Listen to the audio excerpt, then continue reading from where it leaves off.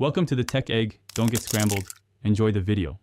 In this video, I will show how to make guacamole sauce. First, let's gather our simple ingredients.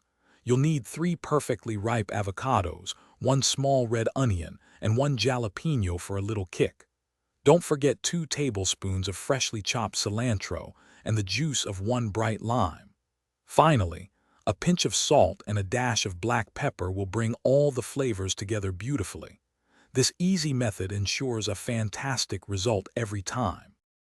Now, let's prepare those wonderful avocados. Carefully slice each one in half, remove the large pit, and scoop the vibrant green flesh into a sturdy mixing bowl. You can use a fork or a potato masher to gently mash the avocado. Some people prefer a super smooth texture, while others enjoy a chunkier guacamole. Aim for a consistency that you and your guests will absolutely love, making sure to leave a few small pieces for texture. Next, it's time to infuse our guacamole with incredible flavor and texture. Finely dice your small red onion and the jalapeno. Remember, you can remove the seeds from the jalapeno if you prefer less heat. Add these along with 2 tablespoons of fresh, chopped cilantro to your mashed avocado. Then, squeeze in the juice of 1 whole lime.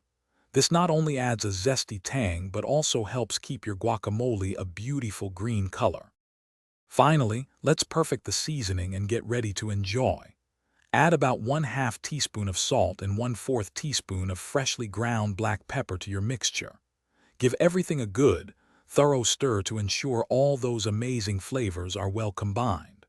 Always taste your guacamole and adjust the salt, pepper, or lime juice to your personal preference.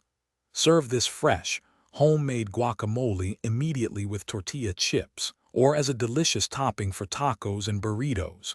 Enjoy! Thanks for watching. Consider subscribing if I helped unscramble your problems.